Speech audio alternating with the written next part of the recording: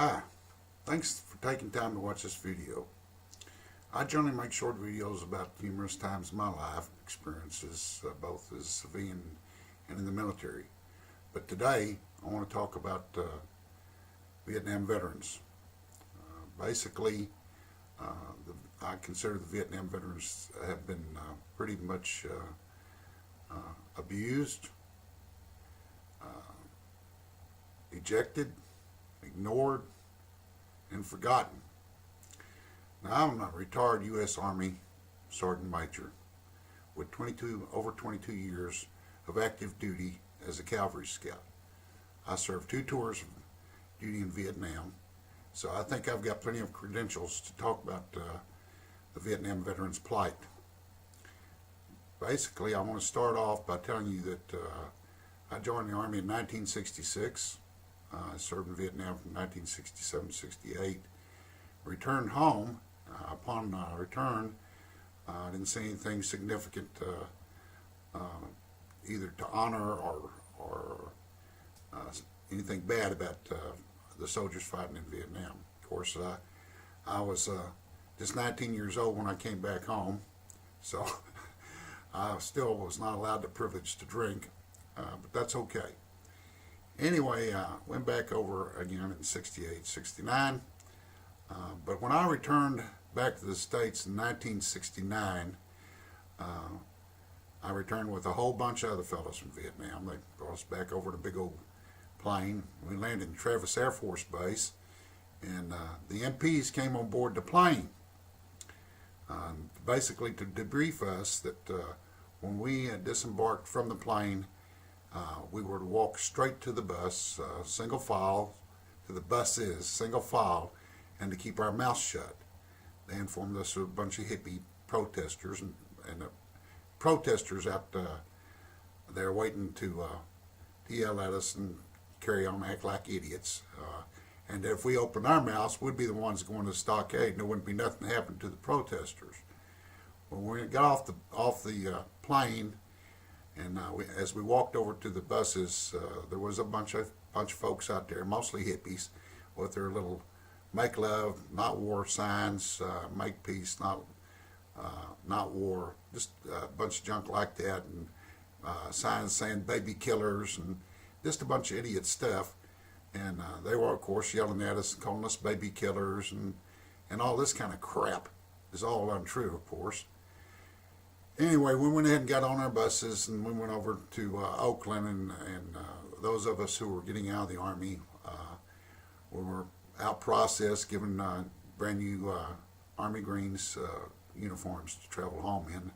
None of us, back then, nobody was allowed to travel in anything other than dress uniform. There wasn't none of this fatigue stuff that's going on nowadays. Well, of course, I couldn't figure out what all that stuff was about, why they were out there, and what they was hooping and hollering and yelling at us for. Hell, we just went and did our job. Didn't have nothing to do with orchestrating the war or any of that stuff. None of us, baby killers, didn't know what they was even talking about. Of course, we didn't have access to all the media in Vietnam that was going on back here in the United States. When I got back home, I thought that I would receive basically a hero's welcome. I'd served 2 tours in Vietnam and got out of the Army and planned on making a life myself as a civilian. Never planned on never going back into the Army. Anyway, I had illusions of grandeur. I thought that I would be able to go out and find a job real easy because I did serve 2 tours in Vietnam and I served my country. Well, that was definitely the wrong answer. None of these guys that were hiring folks could give a rat's butt about my service in the military, and especially about my service in Vietnam. They were looking for people who had experience and training in the job fields they were hiring. They weren't concerned about giving a Vietnam veteran a break and allowing him to train and get that job. It just did not work that way. So I was pretty disillusioned there too, but that's okay. I finally got me a job and started my civilian life. Well, when the recession hit under Jimmy Carter, I lost my job with thousands of other Americans not because of anything I was doing wrong, but just for the fact that was the economy at the time. My service to country, my combat experience played no part in me being able to retain a job, and nor did it help me to find another job. Well, hallelujah, I wound up going back in the Army, and that's another long story, another long story. But I'm glad I did. I served my country well, and I retired at a good rank with decent retirement pay. But that's not got anything to do with Vietnam veterans. Now, over the years, I have watched a lot of my civilian counterpart Vietnam veterans, and of course my military counterpart Vietnam veterans, and what was going on with the world around us as we increased in age, and as the years went by. And what I've basically have found, even to this day, is that the Vietnam veteran, basically in our society in the United States, has no place. Even today, with the Wounded Warrior Project going on, who, as far as I'm concerned, hasn't done a damn thing to help Vietnam veterans, things are pretty much the same. Everybody kind of wants to forget about us. Now, as we age and our ranks thin, I guess that'll all play out, but basically the Vietnam veterans are ignored and forgotten. Now, I mentioned the Wounded Warrior Project, and I want to go back a little bit on that. I'm not faulting that organization, but I will say, as far as our society is concerned, I haven't seen anybody trying to build a home for a disabled Vietnam veteran. I ain't seen anybody try to build a home for a group of disabled Vietnam veterans. There's lots of stories about homeless Vietnam veterans out on the streets, and it's happening. It's happening. There's, for whatever reason, those folks are out there. I don't know. Each of them has their own personal story to tell, I'm sure. Thank God that myself and a lot of others like me were able to continue to progress in our lives, and we're not affected as greatly as I guess these guys have been.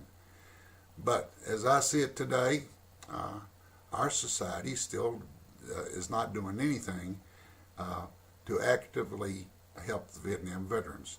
The sorry-ass, pardon my language, politicians we have up there on the Hill, most of them folks never served one day in the military. And they dang sure didn't go to Vietnam, although they may be our age group. There's been no active laws passed to help the Vietnam veterans that are in need of help. It's ridiculous. It's just ridiculous that our country would turn their backs on the Vietnam veterans. I wished I could speak about the Korean War veterans. I don't know if they fared any better than us. I don't think they had anybody calling them baby killers or any of that stuff. But everybody's tried to shovel us up under the rug and forget us, and that's pretty dadgum sorry in my opinion. I will speak for myself and my comrades. We all went over and did our job the way we were told to do. Not anybody that I know of ever killed any babies over there. If they did, it sure wasn't on purpose. Maybe in an airstrike or artillery barrage or something like that. But no direct fire to kill any civilians, let alone babies.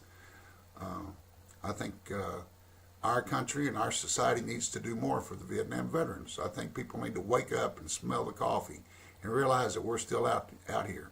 And we're going to be around for a few more years. There's still plenty of us there around here. There's a lot of us dying off because we're aging.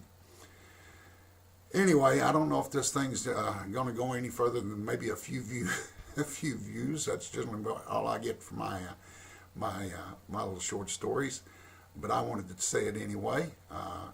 And if you do view this thing, I'd like you to pass the word on to some other folks that don't know anything about Vietnam veterans and how we've been treated.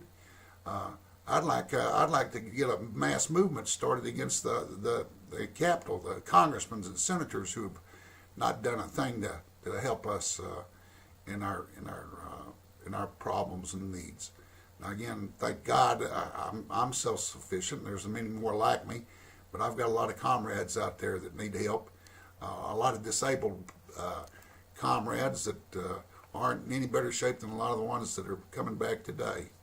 Thank God that our society is at least taking recognizing these folks coming back from Afghanistan and Iraq and doing a much better job for them. I just wish they'd do something for the Vietnam veterans. Thanks for taking time to watch this thing. I'd ask that you pass it to your friends, and I'd ask that you contact your congressmen and senators and raise a little hell with them about the Vietnam veterans' plights.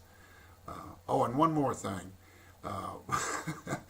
Thank God I've been successful in business too, but one thing I did learn is there's been on the public law passed that federal government is supposed to share their business with disabled veterans. Well, let me tell you folks, no worky for a squatty.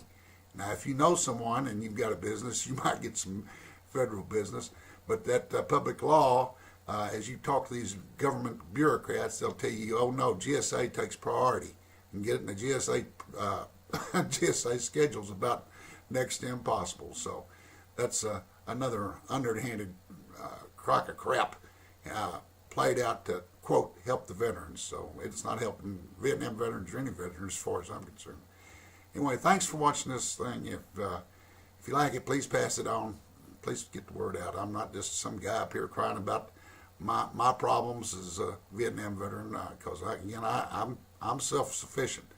But I've got a lot of comrade in arms who have problems that aren't getting any help. Thanks a lot, and you have a great day. Bye.